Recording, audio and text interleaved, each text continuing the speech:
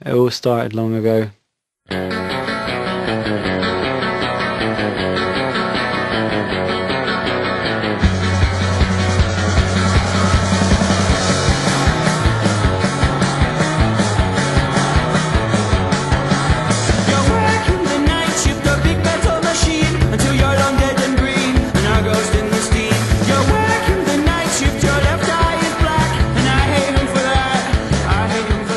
A lot of the lyrics in the album, it all seems to be around night time.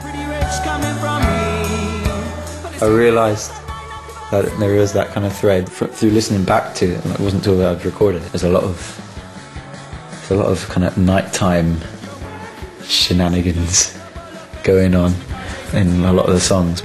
Lots of kind of night imagery and kind of dreamy sort of things, which I wasn't aware of at the time.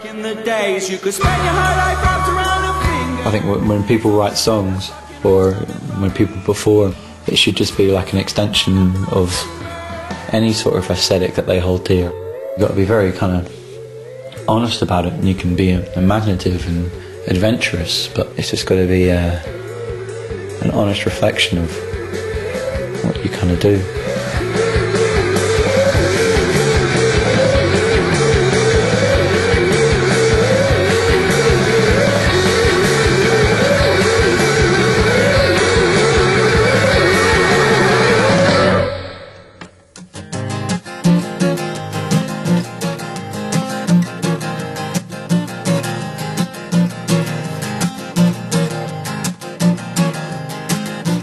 Well, that wasn't very nice of you. Things aren't so glossy without a posse. Oh dear, dear, I have no business being here. Well now, as I bow out at the funeral of my youth, it was so lonely, it was so lovely, it was so lovely. The joy so easy on the eye. You're so easy on the eye. We said farewell and we synchronized our watches, arranged for the meeting of our crotches on the other side of the planet, on the other side of the world.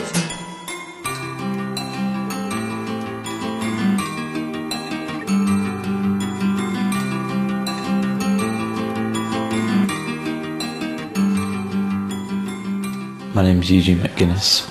I was born in Leytonstone, but I grew up in a place called Barkingside, just like any other place. It's the same place as everywhere. I didn't really meet many kind of people who were interested in doing kind of creative things or anything. The idea of doing music or anything in a place like that, or kind of singing or something, it was just a hilarious thought. You wouldn't do that, you know. But that's not an uncommon story for people who've ended up being in bands. Music was just a thing that existed at home because there was a piano. Music was just my thing. It wasn't really shared with anybody else. But I didn't think I was going to do music. I just thought music was just what it was. It was just a bit of fun. I never actually considered it as a proper job. Still don't.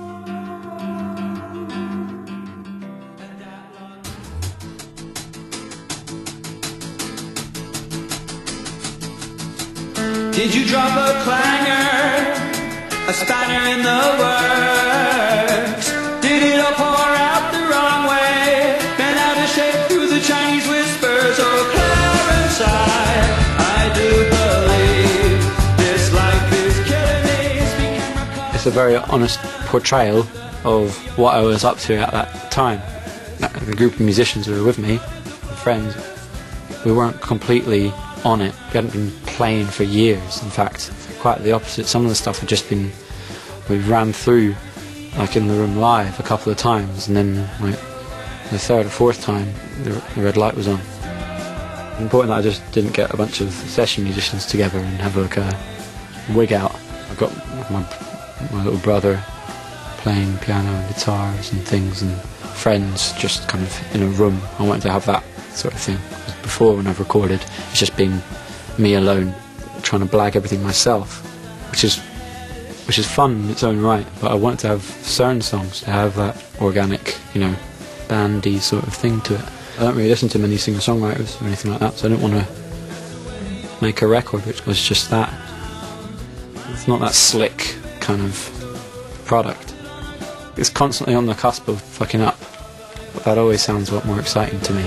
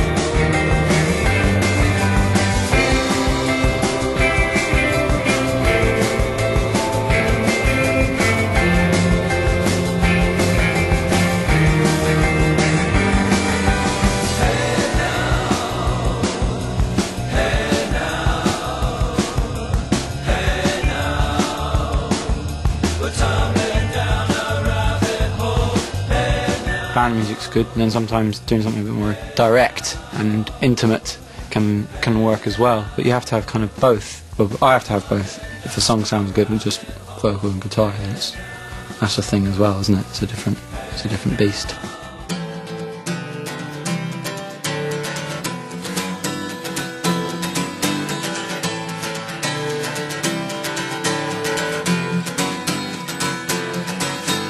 Heaven's confetti pelts down, we're scattered like a toppled chessboard. There's a biblical cue for the money machine, and a stampede spat out the drugstore. And the blood pumps like an ambulance, neon frying commuters blue are the everlasting roar of London's wall that we all can walk through. I took a sip from the poison chalice while I'm in that transitional phase. Any brick can build a palace, and any dream's a moonbeam away. Let us marvel at the mavericks as I pour the dishwater down, and shake hands with that prick from school who's so convinced that he owns this town.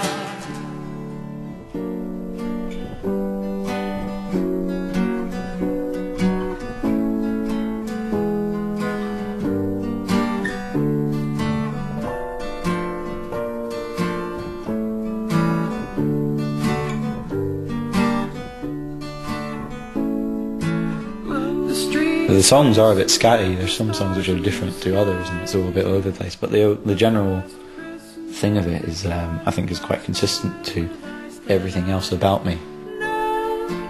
Whenever I hear my songs, I don't know if they're great or if they're unusual or if they're a complete rip-off of other songs.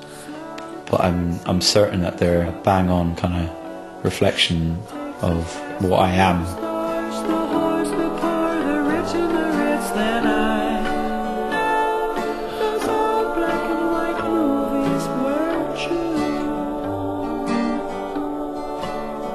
Is there enough change in your pocket for another gin and tonic and a moment when the conscience explodes?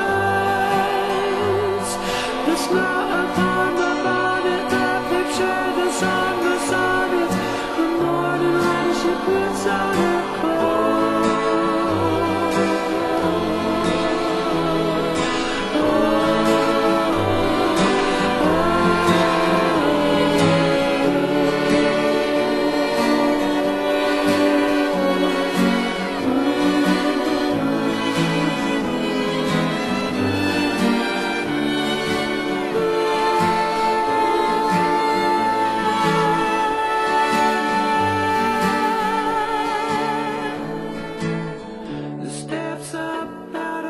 subway to the cold, your cute face, you